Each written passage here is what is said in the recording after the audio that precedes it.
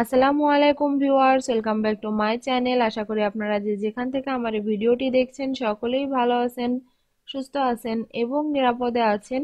আজকে আমি আরেকটি নতুন ব্লগ নিয়ে আপনাদের সামনে হাজির হয়ে গেলাম। আশা করি আমার আজকের ব্লগটিও আপনাদের কাছে ভালো লাগবে, আর অবশ্যই না টেনে পুরোটাই দেখার চেষ্টা করবেন। আপনি যদি আমার এই চ্যানেলে নতুন হয়ে থাকেন আর আমার এই ভিডিওটি যদি আপনার কাছে ভালো লেগে থাকে, তাহলে প্লিজ প্লিজ আমার এই চ্যানেলটিকে সাবস্ক্রাইব করে নেবেন। সেই সাথে পাশে থাকা ছোট্ট বেল আইকনের অল অপশনটিও ক্লিক করে দিবেন। এতে করে আমি যখন নতুন কোনো ভিডিও আপলোড করব তা সর্বপ্রথমে নোটিফিকেশন আকারে আপনার কাছে পৌঁছে যাবে। আর যারা অলরেডি আমার চ্যানেলটি সাবস্ক্রাইব করেছেন তাদেরকে জানাই অসংখ্য অসংখ্য ধন্যবাদ আর অনেক অনেক ভালোবাসা। সেই সাথে একটি লাইক ও কমেন্টস করতেও ভুলবেন না কিন্তু। তো যাই হোক, আমার চাওয়া পাওয়ার পর্ব শেষ হয়ে গেছে। আর আমার এটা হচ্ছে সকালবেলায়, আমাদের সকালবেলার নাস্তা করা শেষ হয়ে গেছে। আর প্রতিনিয়তই কিন্তু একই রকম কাজ করি আমরা আমাদের সংসারে। তো সেখান থেকে বলতে গেলে কোনো দিন একটু কাজ কম থাকে আর কখনো বা একটু বেশি থাকে। তো সব মিলিয়েই কিন্তু ধরতে গেলে একই রুটিন আমাদের ঘুরে ফিরেই আসে। তো সেখান থেকে কিছুটা অংশ আপনাদের সঙ্গে শেয়ার করি।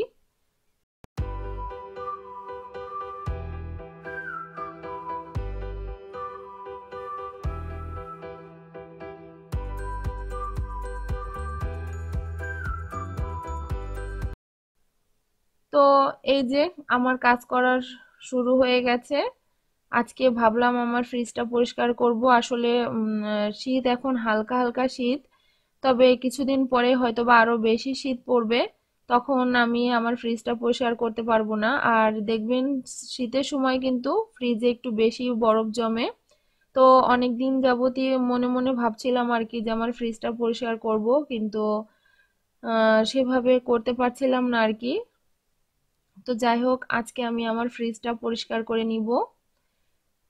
তো এদিকে আমার ফিল্টারটাও আমি পরিষ্কার করে নিয়েছি। ফিল্টারটা পরিষ্কার করে আমি ফিল্টারে পানি দিয়ে দিয়েছি।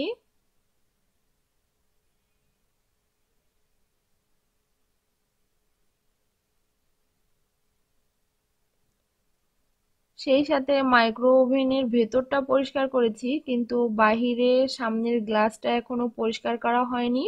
আর ফ্রিজের ডোরের সামনে পরিষ্কার করা হয়নি আর কি। কিন্তু ভেতরটা সম্পূর্ণই পরিষ্কার করা হয়ে গেছে আর আমি জিনিসগুলো উঠিয়ে নিয়েছি, কিন্তু আপনাদের সঙ্গে আর শেয়ার করলাম না। এর আগে আমি অবশ্য আমার ফ্রিজ কিভাবে পরিষ্কার করি সেটা আমি শেয়ার করেছিলাম।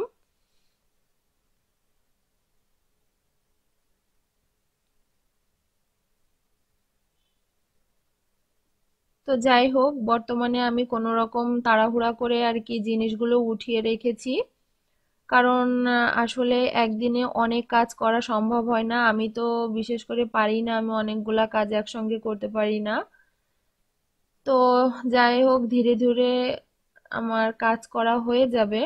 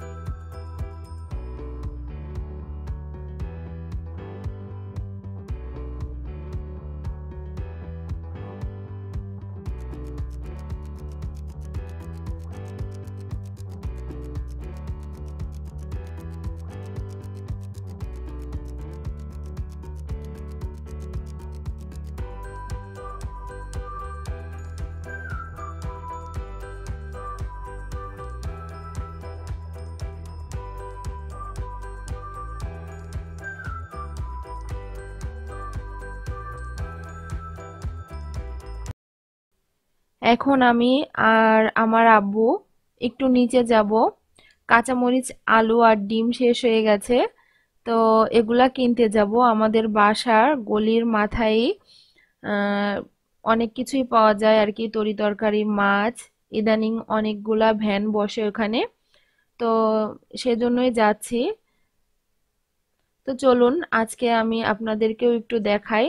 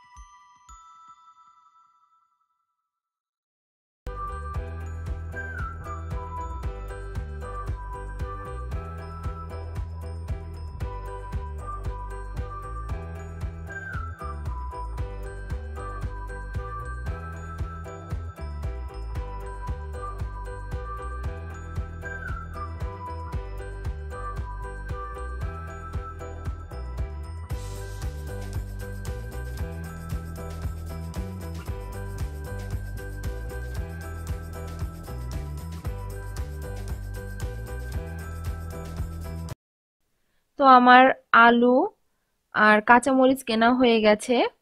এখন আমি মুদি দোকান থেকে কিছু ডিম কিনবো, তারপরে বাসায় ফিরে যাব। তো এই যে আমরা বাসায় চলে এসেছি, আমার আব্বুটা খেলা করছিল, তো ভাবলাম একটু ভিডিও করি আর কি।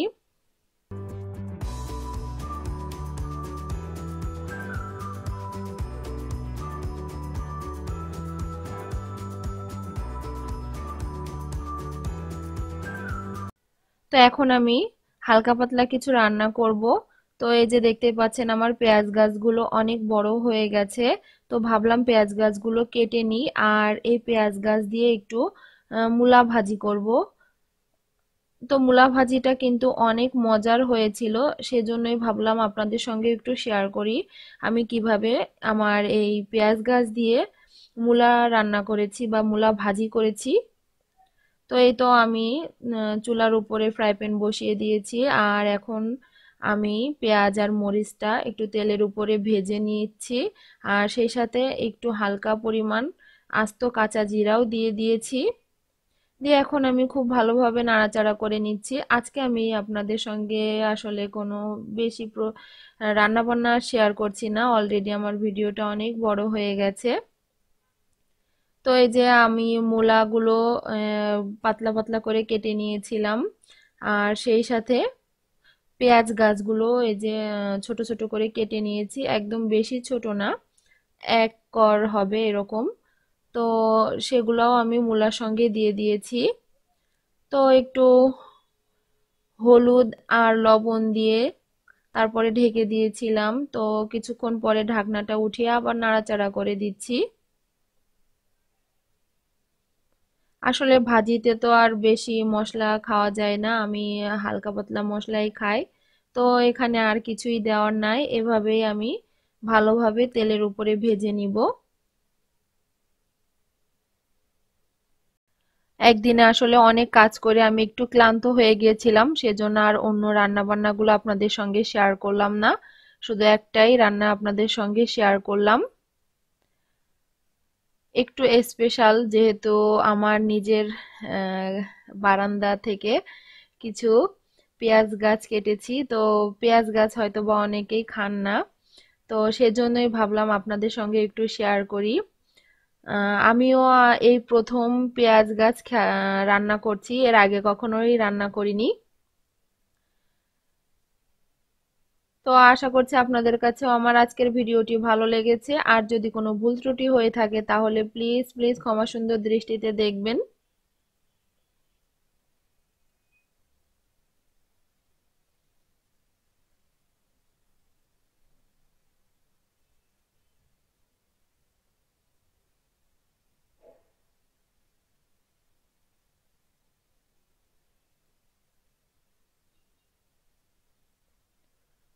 তো এই যে আমার ভাজিটা কিন্তু করা হয়ে গেছে। আজকের মতো এখানেই শেষ করছি। আপনারা সকলেই ভালো থাকবেন, সুস্থ থাকবেন। আল্লাহ হাফেজ।